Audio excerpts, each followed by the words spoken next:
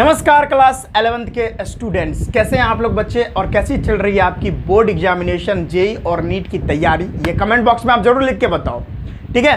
तो आज के इस वीडियो में हम लोग नीट में पूछे गए क्वेश्चंस करने वाले हैं और चैप्टर रहने वाला हमारा मोल कंसेप्ट। हमने पिछले वीडियो में भी बहुत सारे लगभग 10 क्वेश्चन किए थे और उसी का ये सेकंड पार्ट आप मान सकते हो, जहां हम लोग और भी सारे प्रीवियस ईयर क्वेश्चन बच चुके थे, उसको भी हम लोग आज के इस वीडियो में डिस्कस करेंगे, ठीक है। जो क्वेश्चन नीट में आ चुके हैं वो सारे क्वेश्चन को डिस्कस करेंगे, अच्छे से समझाएंगे विद कंसेप्ट। आइए स्टार्ट करते हैं। पहला क्वेश्चन यहाँ पे देखिए भाई, ये वीडियो जो है ना, पहले वाले वीडियो का सेकंड पार्ट में फिर से बता देना चाह रहा हूँ, ये पहले वाले का सेकंड पार्ट है। इससे पहले वाला वीडियो आप नहीं देखें, वहां भी हमने प्रीवियस ईयर क्वेश्चन किया था नीट का, तो वो उसका जो है ना लिंक आपको डिस्क्रिप्शन में मिल जाएगा, वहां पर जाइए और प्रीवियस ईयर जो क्वेश्चंस का पिछला वाला जो वीडियो था वो भी देख के आइए। वो पहला वीडियो था, यानी वो लेक्चर 1 एक तरह से समझ सकते हो, ठीक है। और ये उसी का सेकंड पार्ट है। तो आइए करते हैं, कंटिन्यू करते हैं। क्वेश्चन है, सारे लाइट्स जल रहे हैं ना, एक बार मेरे को चेक करने दो। हाँ ओके, सारा लाइट जल रहा है, वेरी गुड। चलिए स्टार्ट करते हैं। क्वेश्चन पहला कह रहा है कि suppose the element x and y combine to form two compounds. देखो भाई, बहुत सारे बच्चे ऐसे भी होते हैं ना, देखो क्वेश्चन बहुत तरीके से नहीं बनता है। बच्चा को अगर क्वेश्चन नहीं बन रहा है तो कंसेप्ट उसका लो है, कंसेप्ट भी अच्छा है फिर भी क्वेश्चन नहीं बन रहा है, तो इसका मतलब यही है कि वो क्वेश्चन को ठीक ढंग से पढ़ा नहीं है, इसीलिए उसे क्वेश्चन बना नहीं है। अगर आपको पूरा कंसेप्ट क्लियर है तो फिर भी क्वेश्चन नहीं बन रहा है, तो डेफिनेटली आप क्वेश्चन को सही तरीके से पढ़ नहीं पा रहे हो। तो पहले केयरफुली तरीके से क्वेश्चन को पढ़ना है, रीड करना है, तब उस पर जो है आकलन करना है। क्या है? Suppose the element x and y combine to form two compounds. Okay, x y 2 यानी दो एलिमेंट है x एंड y, वो अगर कंबाइन करता है तो दो कंपाउंड बनाते हैं। एक बनाता है XY2 और एक बनाता है X3Y2, ठीक है, बहुत बढ़िया, समझ गया यहां तक। उसके बाद कह रहा है कि when 0.1 मोल ऑफ XY2, अगर XY2 जो आपको कंपाउंड दिख रहा है इसका अगर 0.1 मोल लिया गया तो उसका वेट जो है 10 ग्राम हुआ। अगर समझिए बात को, अगर XY2 जो बना है उसका 0.1 मोल लिया गया तो उसका वेट जो है 10 ग्राम हुआ, ठीक है।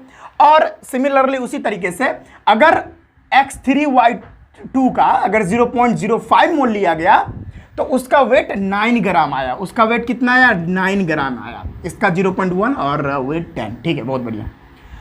तो आपको बताना है कि जो एलिमेंट X एंड Y है इसका क्या बताना है? इसका बताना है कि अगर एटॉमिक वेट बताना है, वेरी सॉरी, एटॉमिक वेट बताना है, एटॉमिक वेट बताना है।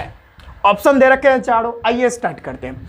देखो भाई, इसमें ना कुछ नहीं है क्वेश्चन में, ये हलवा क्वेश्चन है, इसको एकदम बढ़िया तरीके से बताते हैं।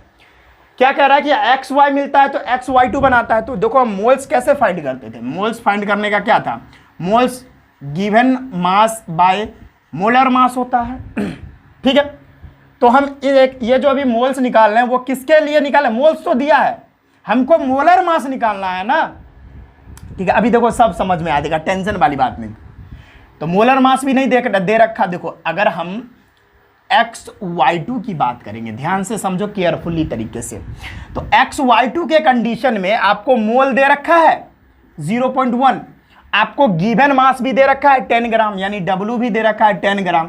आपको दे क्या नहीं रखा? आपको दे नहीं रहा है, मोलर मास नहीं दे रखा है। वो पहले निकाल लेते हैं मोलर मास। भाई n बराबर क्या हो जाएगा? ध्यान से देखो, W गिवन मास इसके लिए कितना दे रखा है? हम XY2 के लिए कर रहे हैं, इसके लिए गिवन मास 10 ग्राम है, डिवाइडेड बाय मोलर मास तो है नहीं। मोलर मास को एक तरीके से हम लिख सकते हैं, देखो XY2 है ना, इसको हम X + 2Y लिख सकते हैं। कोई दिक्कत है क्या? X है और Y2 है तो 2Y लिख दिए, कोई दिक्कत नहीं। इसको इधर पटक दो, X + 2Y = 10 gram divided by n की वैल्यू कितनी है इसके लिए? n मैंने लिखा नहीं, लिख दो भाई, 0.1 मोल है तो लिख दिया मैंने 0.1 मोल। इस पॉइंट को उड़ाएंगे तो ऊपर 10 जाएगा, तो X + 2Y = 100 हो गया। इसको इक्वेशन फर्स्ट मान लो आप, कोई दिक्कत नहीं है। अगला बढ़ो, n = W/m, ये किसके लिए हमको निकालना है? X3Y2 के लिए, ठीक है। कोई दिक्कत है? नहीं सर कोई दिक्कत नहीं है। इसके लिए मोल्स दे रखी है, यहाँ पे देखो 0.05, 0.05। इसके लिए गिवन मास दे रखी है 9 ग्राम, बहुत बढ़िया सर। और मोलर मास इसके लिए क्या लिख सकता हूं मैं, 3x + 2y। कोई दिक्कत? कोई दिक्कत नहीं, सिंपल है, इसको इधर पटक दो आप। तो 3x + 2y = 9 gram divided by 0.05। इस पॉइंट को उड़ा दो तो कितना आ जाएगा, 900 जाएगा, 100 सॉरी 900 डिवाइडेड बाई 0.5। पॉइंट तो उड़ा दिया ना मैंने। अब इतना 1895 यानी 180 आ जाएगा, ठीक है। तो मैं यहाँ से इक्वेशन क्या लिख दूंगा, सिंपल है भाई, 3x + 2y = 180। Equation second. अरे भाई अब क्या करो, इक्वेशन सेकंड में से इक्वेशन फर्स्ट को क्या करो, माइनस करो। चलो इक्वेशन सेकंड कौन है मेरा, यही तो है, 3x + 2y = 180। और यहाँ एक रह गया ये बेटा, ये रह गया x + 2y। इक्वेशन फर्स्ट ये रहा ना, 2y = 100। भैया अब माइनस कर दो, टक टक टक। तो 2y से 2y कट गया, तो यहाँ पर 3x में से x गया तो 2x = 180 में से 100 गया तो 100। तो x की वैल्यू यहाँ से फाइंड हो गई। अरे भैया उल्टा क्यों लिखते हो, 80 ना आएगा। हाँ, x = 80/2 दैट इज 40। x की वैल्यू 40 आ गई। अब कोई भी इक्वेशन में आप x की वैल्यू डालो, y की वैल्यू निकल जाएगी। खट खट खट खट खट खट खट खट। वैसे ना आप यहाँ यहाँ से भी आंसर निकाल सकते हो। 40 पहले में किसका है, इसमें, ये C होगा आंसर। अरे x की वैल्यू 40 आ गई ना, तो 40 पहले किस में है, इसमें है। आप आंसर आप आगे करोगे भी नहीं तो कोई दिक्कत नहीं है, यहीं पे आंसर आ गया। एग्जाम में आप ऐसे करना, लेकिन मैं तो अभी आपको बता रहा हूं तो मेरे को सब करना पड़ेगा। आप एग्जाम में यहां तक ही कर सकते हो, उससे ज़्यादा नहीं जाओगे। आप x की और y की वैल्यू डेफिनेटली 30 आएगी, आप देख लो भाई।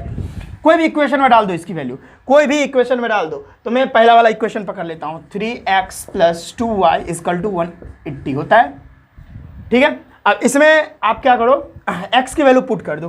तो 3 × x की वैल्यू कितनी आई है, 40 आई है, प्लस 2y = 180 दैट इज कितना हो गया, 4 × 12 120 हो गया, प्लस 2y = 180। यहाँ से 2y = क्या आ जाएगा, 180 अब माइनस 120 दैट इज 2y = 60। तो y = क्या आ गया, अरे भैया पहले क्यों, 2 दैट इज 30। y की वैल्यू 30 आ गई। मैंने कहा था ना आपसे, मैंने कहा था ना यही आंसर आने वाला है। कोई दिक्कत है क्या? सिंपल है। तो यहाँ पर जो x और y आएगा उसका जो एलिमेंट, यानी x और y जो एलिमेंट होगा उसका जो एटॉमिक वेट आएगा, एक का 30 आएगा और एक का 40 आएगा। यानी पहले x वाले का 40 और y वाले का 30। तो ये ऑप्शन हो गया। आप अगर जैसे ही 40 आया ना तो आप डेफिनेटली 40 तो पहले किसी में नहीं है, इसमें है, तो ऑप्शन सी हो जाएगा। नोट कर लो भाई, हम थोड़ा पानी पी लेते हैं, काफ़ी गर्मी है, ठीक है। नोट करो भाई, मैं साइड हो लेता हूँ, ठीक है। अच्छा मैं भूल ही गया, ये जो क्वेश्चन है भैया, ये जो क्वेश्चन है 2016 में पूछ चुका है, ठीक है। ये जो क्वेश्चन है 2016 में आ चुका है भैया, नीट 2016 में ये क्वेश्चन आ चुका है। चलो भाई नोट कर लो।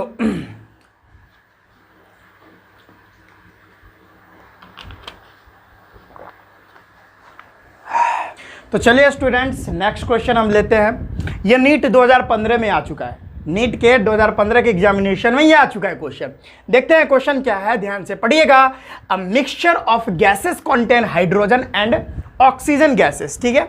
एक कोई गैसेस का मिक्सचर है जिसमें हाइड्रोजन और ऑक्सीजन गैसेस हैं, और उनका जो रेशियो है, वेट का रेशियो, देखो भाई उसका वेट का रेशियो जो है 1:4 है, ठीक है। तो what is the molar ratio of 2 gases in the mixture. वो जो मिक्सचर है वो गैसेस का 2 मिक्सचर है, यानी 2 गैसेस का एक मिक्सचर है, उसका मोलर रेशियो बताना है भैया।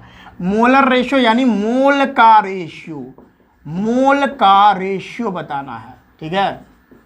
अब स्टार्ट करते हैं। n बराबर क्या होता है भैया, n बराबर गिवन मास बाय मोलर मास होता है। तो आप क्या करो, आपको निकालना है मोलर रेशियो ना, किसका, तो moles of hydrogen and oxygen का निकालना है। तो मैं क्या लिखूंगा, NH2/NO2 दैट इज क्या हो जाएगा, given mass W1 by M1 given mass by molar mass, इसके लिए W2 बाय M2। ठीक है, यही तो होगा। हाँ चलो स्टार्ट करें, बस सिंपल है भाई। NH2 मोल्स ऑफ ऑक्सीजन और मोल्स ऑफ हाइड्रोजन का रेशियो अभी निकाल रहे हैं। वेट कितना दिया हुआ है देखो भाई, रेशियो देखो भाई, वेट का रेशियो पहले आपको दे रखा है। वेट का जो रेशियो है हाइड्रोजन और ऑक्सीजन का यानी WH2 डिवाइडेड बाय WO2 आपको पहले ही 1/4 दे रखा है, तो वैल्यू पुट कर दो। तो W के जगह पे 1 डिवाइडेड बाय मोलर मास किसका, हाइड्रोजन का क्या होता है, 2 होता है, तो 2 में लिख डालूंगा, डिवाइडेड बाय W2 यानी ऑक्सीजन के लिए कितना है भाई, 4 दे रखा है, 4, तो मैं लिखूंगा 4 डिवाइडेड बाय मोलर मास कितना होता है ऑक्सीजन के मॉलिक्यूल का, 32 होता है ना, बस सिंपल है। NH2 by NO2 moles of hydrogen divided by moles of oxygen. ये भाई जय श्री राम, जय श्री राम, नोटिफिकेशन हो रहा है, बज रहा है फ़ोन का। चलो ये भैया ऊपर जाएगा और ये वाला इसमें घुस जाएगा, तो मैं क्या करूँगा 1 × 32 डिवाइडेड बाई 2 × 4 दैट इज 4 से कटेगा। अच्छा यहाँ से इसको काट दो 16 बार में और 4 से कटेगा ये 4 बार में, that is NH2 divided by NO2 यानी मोल्स ऑफ हाइड्रोजन, यानी ऊपर में 4 और नीचे में 1। अरे भैया 4:1 दैट इज 4:1 आ गया। ये डी नंबर ऑप्शन एकदम करेक्ट है, 4:1। बहुत सिंपल सवाल था भैया, नीट में अब तो बहुत इजी सवाल आ रहे हैं क्या, बहुत इजी सवाल पूछ दिया था। तो चलो इस तरह से मोल का रेशियो भाई पहले बोल दिया, मोलर रेशियो पता करना है, तो मोलर रेशियो तो यही होगा 4:1 जो है इसका मोलर रेशियो है। मोल्स ऑफ हाइड्रोजन और मोल्स ऑफ ऑक्सीजन का रेशियो 4:1 है, ऑप्शन नंबर डी करेक्ट है। चलिए अगला क्वेश्चन लेके आ रहे हैं, अगला क्वेश्चन लेके आ रहे हैं, इसको नोट कर लीजिए भाइयों एवं बहनों, इस क्वेश्चन को नोट कर लीजिए। चलिए नेक्स्ट क्वेश्चन लेके आ रहे हैं।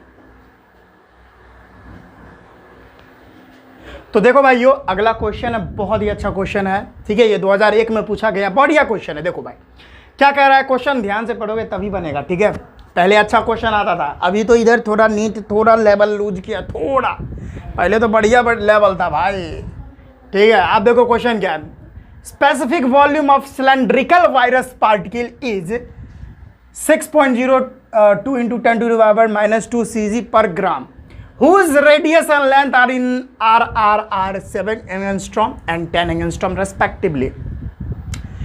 If 6.02 × 10⁻23 Na की वैल्यू है, तो बताने हैं आपको कि मॉलिक्यूलर वेट क्या होगा वायरस का। वो जो वायरस, अरे भैया एक वायरस है, ठीक है, एक सिलेंड्रिकल वायरस पार्टिकल है, ठीक है, जिसका स्पेसिफिक वॉल्यूम इतना दे रखा है, ठीक है, और उसका जो रेडियस है ना, कुछ तो रेडियस होगा, तो उसका जो रेडियस है और लेंथ है, तो रेडियस 7 एंगस्ट्रॉम और जो हमारा लेंथ है वो 10 एंगस्ट्रॉम रिस्पेक्टिवली दिया हुआ है। Na की वैल्यू इतनी दे रखी है, तो बताना है वो जो वायरस है उसका मॉलिक्यूलर वेट पता करना है। कोई भी सिलेंड्रिकल वायरस होगा, मानो कोई भी एक सिलेंड्रिकल वायरस होगा, तो उसकी जो रेडियस है ना, रेडियस इसका आधा, ये तो डायमीटर, रेडियस जो है आर दे रखी है भैया, कितनी रेडियस जो दे रखी है वो 7 एंगस्ट्रॉम दे रखी है। इसको हम कन्वर्ट कर ले मीटर में, तो 7 × 10⁻⁻10 मीटर। इसको सेंटीमीटर में देखो, सीसी सेंटीमीटर में लेना है हमको, तो डेफिनेटली इसको सेंटीमीटर में कन्वर्ट करना पड़ेगा, दैट इज 7 × 10⁻⁸ सेंटीमीटर। फिर लेंथ कितना दे रखा भैया, लेंथ हमको कितना दे रखा 10 एंगस्ट्रॉम, फिर वही सेंटीमीटर में कर लो, 10 × 10⁻⁸ सेंटीमीटर। बहुत बढ़िया सर, बहुत बढ़िया। स्पेसिफिक वॉल्यूम एस भी लिख देता हूं मैं, ठीक है, वो कितना दे रखा है 6.02 × 10⁻⁻²। बहुत बढ़िया।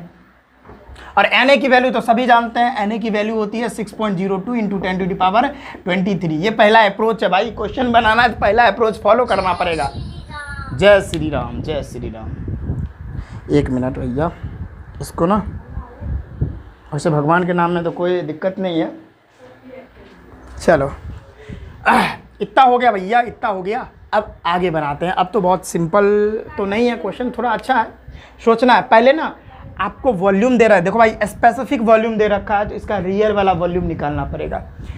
ठीक है, ये जो वायरस पार्टिकल है उसका जो सिलेंड्रिकल वायरस जो है उसका जो स्पेसिफिक वॉल्यूम दिया है वो इतना दिया हुआ है, तो इसका जो रियल वॉल्यूम होगा वो पहले कैलकुलेट करना होगा। तो ये भाई सिलेंड्रिकल है ना, वायरस पार्टिकल कैसा है, सिलेंड्रिकल है। तो सिलेंड्रिकल का कोई अगर वॉल्यूम निकालना चाहे, वॉल्यूम ऑफ सिलेंडर CY, अरे भैया CYLINDRICL, कोई भी सिलेंड्रिकल चीज़ का अगर वॉल्यूम निकालते हो वो कितना होता है, πr² L होता है। तो पाई की वैल्यू 3.14 इंटू आर की वैल्यू भैया यहाँ पे दे रखी है, लिख लो ना भैया, इतना है 7 × 10⁻⁻8 का होल स्क्वायर। एंड लेंथ कितना दे रखा भैया, लेंथ इतना दे रखा 10 × 10⁻⁸ सेंटीमीटर भैया।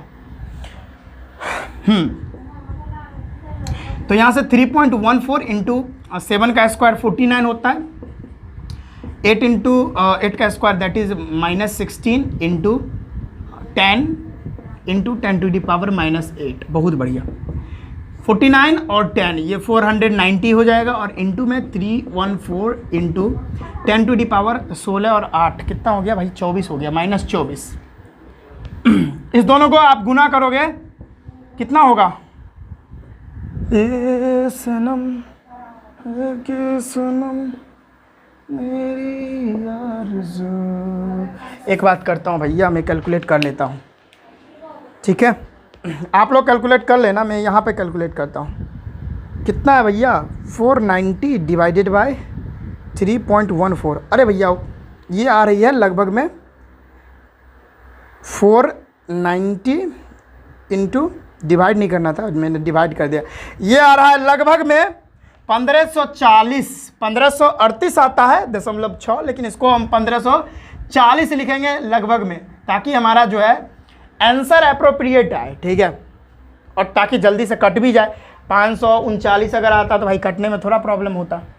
तो इतनी वॉल्यूम आ गई इसकी, वॉल्यूम, इतनी वॉल्यूम आ गई इसकी, वॉल्यूम ऑफ सिलेंड्रिकल कोई भी चीज़ है तो ये सिलेंड्रिकल है, तो इसकी वॉल्यूम इतनी आ गई, बस हो गया। अब वॉल्यूम, अगर आप इसका वेट, अब देखो आपको निकालना क्या, सुनो पहले ये बात सुन लो, पहले आपको निकालना क्या है, इसका मॉलिक्यूलर वेट निकालना, यानी आपको m निकालना है, m निकालना है, ठीक है। तो हम लोग जानते हैं कि मॉलिक्यूलर वेट जो होता है, वो मॉलिक्यूलर वेट जो भी होगा वायरस पार्टिकल का, उसमें कितने एटम्स होंगे, Na एटम्स होंगे, तो Na एटम से उसको गुना करना पड़ेगा, ठीक है। वेट निकालने के लिए हमको क्या करना पड़ता है, जो हमारा वॉल्यूम है, जो अभी हमने वॉल्यूम निकाला है, जो हमारा वॉल्यूम है, ठीक है, उसको जो है स्पेसिफिक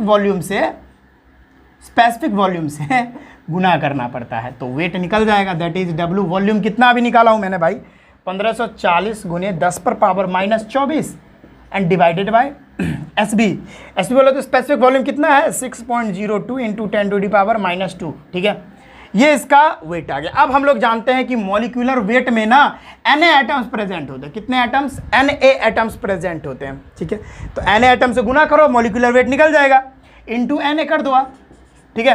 तो मॉलिक्यूलर वेट निकालने के लिए 1540, एक काम करो ना आप, Na की वैल्यू बैठा दो आप यहाँ पे, अच्छा उधर नहीं दिखेगा तो चलो मैं इधर ही कर देता हूँ, 1540 × 10⁻⁻24 divided by 6.02 into 10⁻⁻2 into 6.02 into 10⁻23, that is ये से ये वैल्यू कट गई, ये 10⁻⁻2 ऊपर गया तो प्लस में हो जाएगा, तो मैं इसको ऐसे लिखूंगा 1540 × 10⁻⁻22, हाँ 2 ऊपर चला गया तो -22, और इंटू 10⁻⁻23। भैया यहाँ से W = यहाँ पर क्या बचेगा, सिर्फ 10 बचेगा, ये से ये अगर कटेगा तो सिर्फ 10 बचेगा, तो 10 बचेगा भैया, है ना। तो मैं क्या लिखूंगा, 15400 ना, यही तो लिखूंगा। और इसको आप केजी में बदलना चाहते हो तो इसको केजी में भैया बदल सकते हो, W बराबर, यानी मॉलिक्यूलर वेट कितना आ गया, भैया कितना आ गया, 15.4, ओ भैया 15.4 किलोग्राम पर मोल। देखो भैया ये हमारा मॉलिक्यूलर वेट हो जाएगा उस वायरस पार्टिकल का। लाइट भी कट गई, सॉरी भाइयों, लाइट कट गई थी, कोई बात नहीं है। तो W हमारा जो है मॉलिक्यूलर वेट 15.4 किलोग्राम पर मोल आ गया। दैट इज हमारा पहला नंबर जो ऑप्शन है वो एकदम सही हो जाएगा। ठीक है, लाइट कट जाती है भाई, गांव में हम लोग रहते हैं तो गांव में बहुत लाइट की प्रॉब्लम होती है। अभी कट गई आधा घंटा, फिर कटी, फिर आ गई, फिर कटी, फिर आ गई, तो वीडियो डिस्टर्ब हो जाता है। तो चलो कोई बात नहीं है, आप लोग नोट कर लो। अगला क्वेश्चन लेके हम आपको बता रहे हैं, ये 2001 में पूछा गया है क्वेश्चन। ठीक है, ठीक है, पहले नीट थोड़ी होती थी, पहले एम्स वाला एग्जाम होता था। ठीक है, नोट कर लो। चलिए दोस्तों, अगला क्वेश्चन क्या है पढ़ते हैं। ये क्वेश्चन 1998 में पूछा गया है। ठीक है, क्वेश्चन है haemoglobin contains 0.334% of iron by weight. ठीक है, हीमोग्लोबिन के अंदर 0.344% आयरन मिलता है। ठीक है, हीमोग्लोबिन के अंदर, एक हीमोग्लोबिन के अंदर। तो मॉलिक्यूलर वेट हीमोग्लोबिन का अप्रोक्सीमेटली बता रखा है 67,200। ठीक है, तो नंबर ऑफ आयरन आइटम्स आपको बताने हैं। यहाँ पर आयरन के एक एटम का जो एटॉमिक मास होता है वो 56 दे रखा है। तो एक मॉलिक्यूल हीमोग्लोबिन के अंदर कितना आयरन का एटम प्रेजेंट होगा, एटम पूछ रहा है भाई। अच्छा क्वेश्चन है तो कुछ नहीं, लेकिन थोड़ा सोचने वाला है। ये ऑप्शन दे रखा है इतने, 4, 6, 3, 2, कितने हैं देखते हैं क्या बोल रखा है क्वेश्चन। क्वेश्चन ध्यान से पढ़ना है। कह रहा है कि हीमोग्लोबिन के एक मॉलिक्यूल में आपको बताने हैं कि कितने एटम प्रेजेंट रहेंगे। आप देखो, तो mass of one molecule of haemoglobin, haemoglobin कितना है भैया, 67200 AMU या यूनिफाइड मास, यू लगा दो, कोई दिक्कत नहीं है। यानी हीमोग्लोबिन के एक मॉलिक्यूल का वजन इतना है। ठीक है, तो भैया आपको कितना हीमोग्लोबिन के अंदर आयरन के एटम का वेट है वो कितना है, 0.334% है। तो सुनो, एक काम करते हैं 0.334 है कितने में, इतने में 6 डिवाइडेड बाय 100 कर दो। इससे आपको ना मास निकल जाएगा। क्या, mass of Fe in one molecule, यानी मास Fe का निकल जाएगा। क्यों, सुनो भैया, ये जो हीमोग्लोबिन होता है, हीमोग्लोबिन, इसके अंदर किसका किसका मास होगा, एक हीमोग्लोबिन का होगा और प्लस आयरन का होगा। इसका मास आपको दे रखा है कितना, 4, कितना भैया, 4 नहीं, 67222 और प्लस आयरन का मास आप निकाल दो। और उसके बाद जितना मास निकलेगा उसको भाई एटॉमिक मास से डिवाइड कर दो, नंबर ऑफ एटम्स निकल जाएंगे भैया, आसान है। लेकिन यहाँ पर Fe का मास हमको नहीं दे रखा है, ये परसेंटेज में मास दे रखा है, 0.034% दे रखा है, सॉरी 0.334% दे रखा है। तो आइए पहले इसका मास निकालें। परसेंटेज कर दिए हैं भैया, ठीक है, परसेंटेज कर दिए हैं 100 लिखकर। तो ये काम करो आप, ये पॉइंट उड़ेगा ना तो यहाँ पे 1000 आ जाएगा, इससे ये कट जाएगा। ठीक है, तो यहाँ पे हो गया 334 × 672 डिवाइडेड बाय 100। तो यहाँ से अगर इसको कट करोगे तो लगभग 6.72। तो अब कोई दिक्कत नहीं है, 334 × 6.72 इसको आप मल्टीप्लाई करोगे। आओ ना करते हैं साथ में, 4 2 8, 3 2 6, 3 2 6, 7 चौक 28, 8 2 2 2 2 7 21 2 23 का 2 2 2 2 2 2 2 2 2 7 21। अच्छा लगभग में ना, ए भैया मैं क्या यहाँ पर इतना टाइम लग जाता है। एक काम करते हैं, इसको कैलकुलेट ही कर लेते हैं आप लोग। ठीक है, 334 × 6.72, 334 × 6.72। ठीक है, इससे 2 मैंने काट दिए।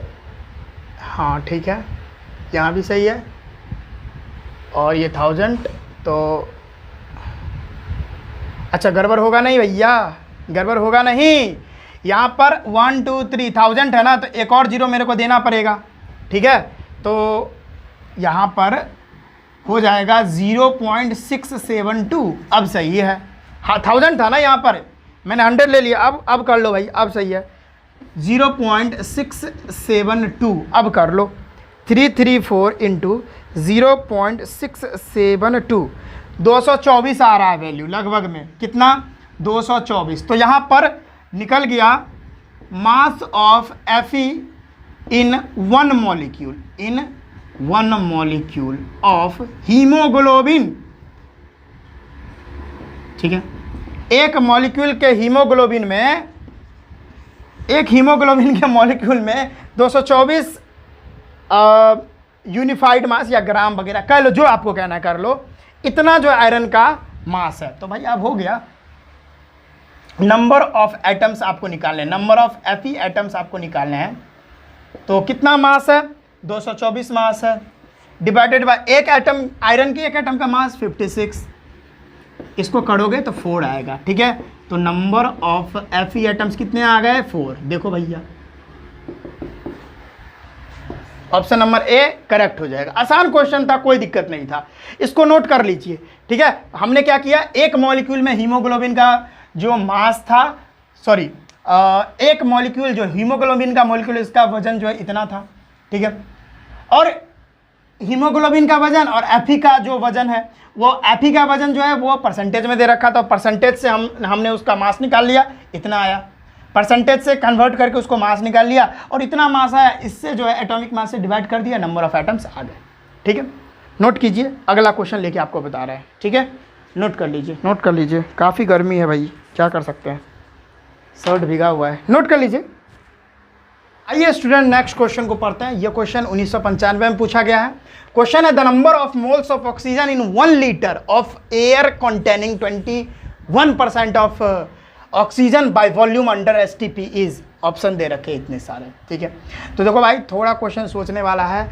ये क्वेश्चन कह रहा है कि आपको ना ऑक्सीजन के अंदर 1 लीटर ऑक्सीजन के अंदर नंबर ऑफ मोल्स बताने हैं, ऑक्सीजन के नंबर ऑफ मोल्स बताने हैं, लेकिन बरसते बात इतनी है कि 21% ऑक्सीजन का ही बताना है, यानी ऑक्सीजन का जो वॉल्यूम है उसका 21% ही बताना है। यानी उस ऑक्सीजन का जो भी होगा वॉल्यूम, जो भी होगा उसमें टोटल वॉल्यूम होगा ऑक्सीजन का, वो उस पूरे वॉल्यूम का जो मोल्स नहीं बताना है आपको, वो पूरे वॉल्यूम का मात्र 21% का ही आपको मोल्स बताना है। 21% में मोल बताना है भैया, आसान है। देखो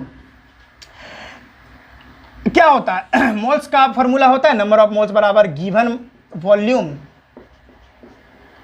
डिवाइडेड बाय 22.4 लीटर, ठीक है। आपको मोल्स निकालने हैं, ठीक है, आपको मोल्स निकालने हैं। तो गिवन वॉल्यूम आपको दिया हुआ है, गिवन वॉल्यूम बराबर क्या हो जाएगा, n इंटू 22.4 लीटर होता है ना, ठीक है। ठीक है। चलो तो गिवन वॉल्यूम आपको दे रखी है क्या, हाँ दे तो रखी है, कितनी दे रखी है, 1 लीटर दे रखी है। मोल्स निकालने हैं 22.4 लीटर, तो मोल्स को इधर पटक दो आप, क्या हो जाएगा 1 लीटर डिवाइडेड बाय 22.4 लीटर। लेकिन भैया इसका मोल, ये तो पूरे का हो गया, 1 लीटर का हो गया, लेकिन 1 लीटर वॉल्यूम में भी 21% का बताना है आपको, तो इंटू में 21% कर दो, और परसेंट है तो डिवाइड में 100 कर दो, हो गया ख़त्म। ये पॉइंट उड़ेगा ऊपर 10 जाएगा, 10 से 10 उड़ा दो। मोल्स जो है वो आ गई 21 डिवाइडेड बाय 224, इसको आप कट करोगे, नहीं 224 0 आ गई ना, हाँ अगर इसको आप कट करोगे तो वैल्यू जो है ना 0.0093 मोल आएगी। तो मोल्स यहाँ पर क्या आ गई 0.0093। आप करके देख लेना, मैं करके देख चुका हूँ। ऑप्शन नंबर 1 करेक्ट हो जाएगा। अरे बरसते बात इतनी थी भैया, 1 लीटर, सपोज मानो ये कंटेनर था, क्वेश्चन समझने वाला था, ये कंटेनर था, इसमें 1 लीटर कितना भैया, 1 लीटर ऑक्सीजन भरा हुआ था एट STP, ठीक है। स्टैंडर्ड टेम्परेचर एंड प्रेशर पर। लेकिन आपको कह रहा है ये जो 1 लीटर का वॉल्यूम है ऑक्सीजन का, इसका 1 लीटर का 21% वॉल्यूम में मोल बताने हैं। ये भाई क्वेश्चन था, तो मैंने 21% के लिए निकाल दिया, 21 डिवाइडेड बाय 100 कर दिया, निकल गया 21% का मोल्स। ठीक है, चलो नोट कर लो, अगला क्वेश्चन लेके आ रहा है। अगला क्वेश्चन,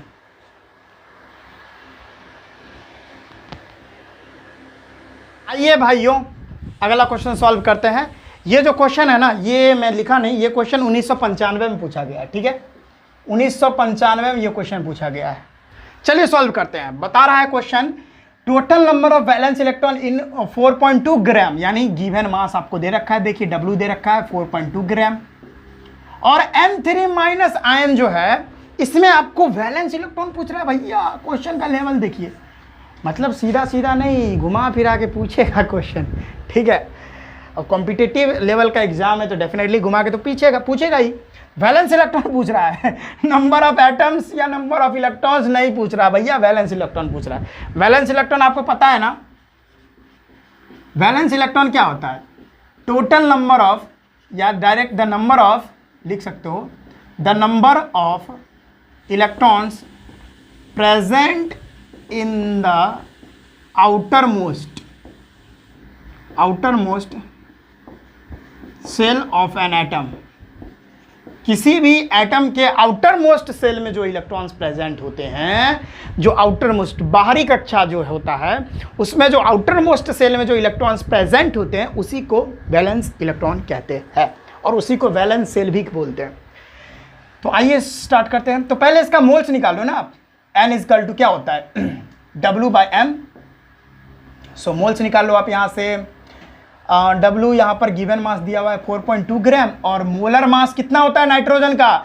वैसे तो नाइट्रोजन के एक एटम का 14 होता है, तो यहाँ पर है कितने 3, तो 42 हो जाएगा।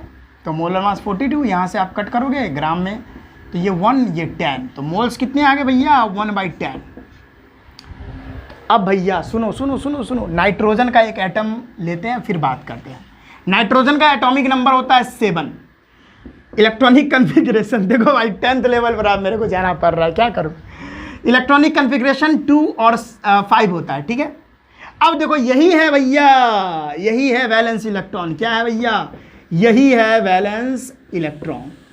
अब इसी वैलेंस इलेक्ट्रॉन की बात कर रहा है, तो N3 में वैलेंस इलेक्ट्रॉन कितना होगा? एक नाइट्रोजन में 5 वैलेंस इलेक्ट्रॉन, तो N3 में 3 एटम्स हो गए। तो कहने का मेरा मतलब एक में 5 होता है, तो 3 में क्या होंगे 3 × 5 दैट इज 15 वैलेंस इलेक्ट्रॉन होंगे।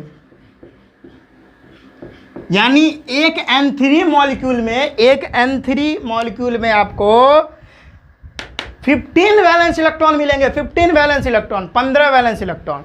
तो आओ भाई नंबर ऑफ वैलेंस इलेक्ट्रॉन बराबर क्या होगा? N × Na, कितना मोल आया है, और एवोगैड्रो नंबर डेफिनेटली करना पड़ेगा, और इनटू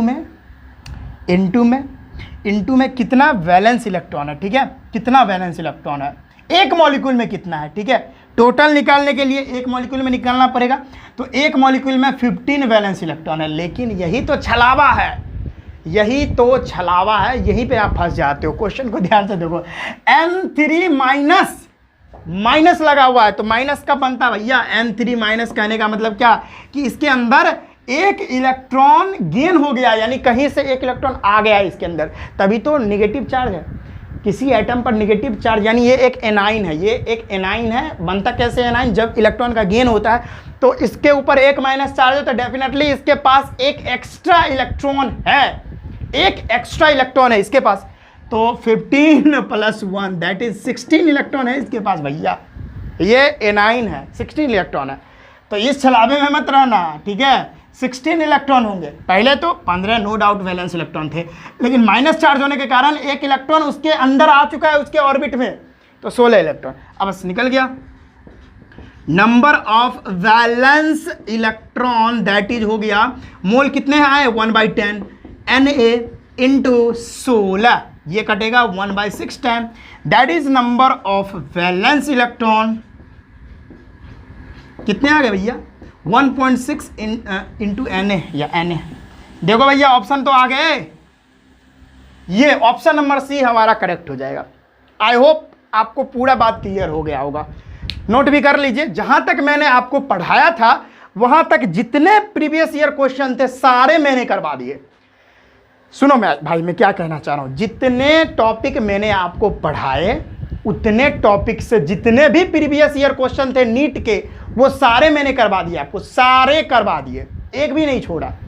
तो अगला जो हमारा टॉपिक आने वाला है जिसमें हम आपको बताएंगे वेपर डेंसिटी कैसे कैलकुलेट करते हैं, ठीक है, उसके बाद एवरेज एटॉमिक मास कैसे कैलकुलेट करते हैं, ये सारे बातों को देखेंगे और फिर से उस पर रिलेटेड जो भी हमारे क्वेश्चंस आ चुके हैं प्रीवियस ईयर में नीट में वो सारे क्वेश्चन को फिर अगले दिन कर लेंगे, ठीक है। तो पहले पढ़ाएंगे तभी तो इतना नोट कर लो भाइयों, हमने सारे प्रीवियस ईयर क्वेश्चन करवा दिए जहां तक मैंने पढ़ाया था मोल कंसेप्ट का, ठीक है। तो अगले जो क्वेश्चंस आएंगे पहले टॉपिक पढ़ाऊंगा तभी तो भाई होगा, ठीक है।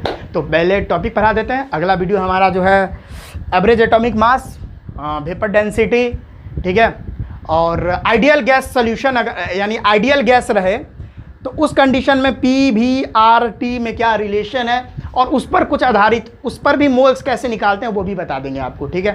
तो चलिए ये सब टॉपिक को अगले वीडियो में करेंगे और तब जो है प्रीवियस ईयर क्वेश्चन करेंगे उस टॉपिक पर रिलेटेड, ठीक है। टॉपिक वाइज हम आपको प्रीवियस ईयर क्वेश्चन करवा रहे हैं, ठीक है, ताकि आपको भाई क्वेश्चंस छूट के न आए नीट का एग्जाम आप दो तो, ठीक है, 2024 में। तो चलिए आज के इस वीडियो में बस इतना ही रखते हैं, हम मिलते हैं नेक्स्ट वीडियो में, तब तक के लिए जय हिंद।